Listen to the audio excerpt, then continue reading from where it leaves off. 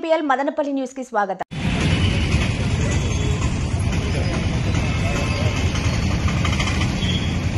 భారత గడ్డ మీద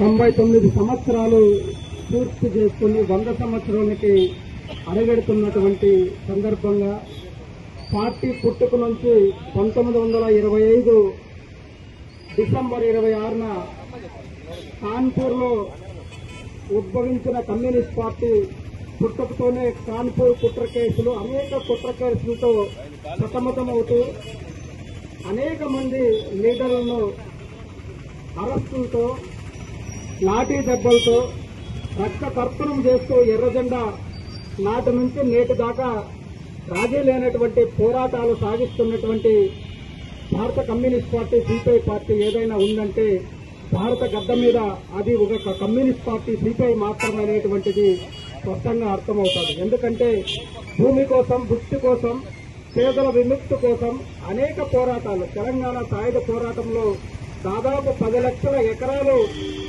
నైజాం నవాబు నిరంకుశత్వానికి అనేక పోరాటాలు చేసి ప్రాణతర్పణ చేసి 4,000 మంది యువ కిషోరాలను ప్రాణతర్పణ చేసినటువంటి, త్యాగం చేసినటువంటి కమ్యూనిస్ట్ పార్టీ నేడు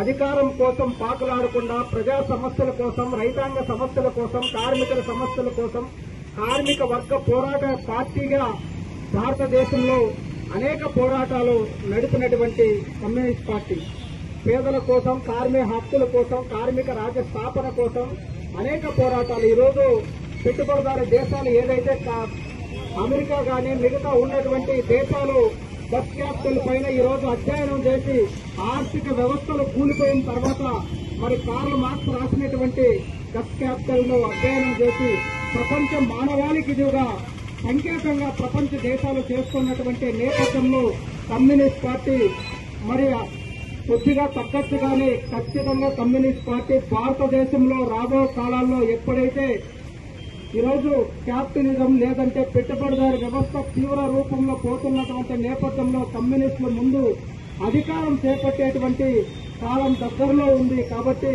ఈ దేశంలో ఉన్నటువంటి కార్మికులు, కర్షకులు, బడుగులు, అణగారిన వర్గాలకు ఆశాజ్యోతిగా ఉన్నటువంటి కమ్యూనిస్ట్ పార్టీ భారతదేశంలో ఎర్రకోట పైన ఎర్రజెండా ఎగరేసేటువంటి రోజులు దగ్గర పడ్డాయి.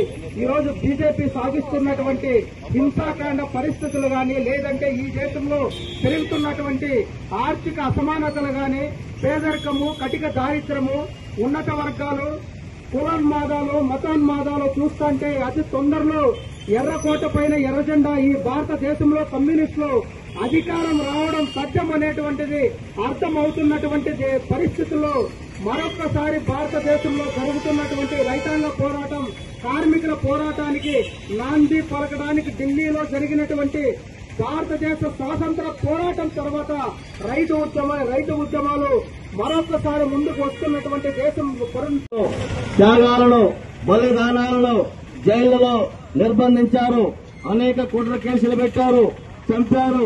వాళ్ళందరూ పోరాట స్ఫూర్తితో ఈ రోజు మేము కార్యకర్తలుగా మా సమాజ లక్ష్యాల కోసం ఇంకా 100 సంవత్సరాలైనా ఈ పోరాటాన్ని సాగిస్తామనే సందర్భంగా మేమందరం కూడా తెలియజేస్తా ఉన్నాం.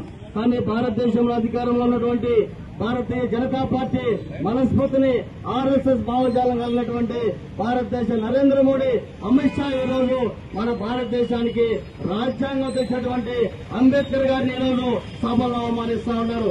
తక్షణమే ఈ రోజు అమిత్ షా గారిని బర్తరఫ్ చేయాలని చెప్పి ఆయన మంత్రిగా రాజీనామా చేయాల్సిన సందర్భంగా కూడా డిమాండ్ చేస్తా ఉన్నాం. ఈ భారతదేశంలో కమ్యూనిస్టు పార్టీ ఎక్కడా కూడా ఒదిగింది లేదు. అనేక పోరాటాల సందర్భాల్లో ఒడిదుడుకులు వచ్చినాయి తప్ప ఉద్యమం ఏమాత్రం కూడా తగ్గలేదు.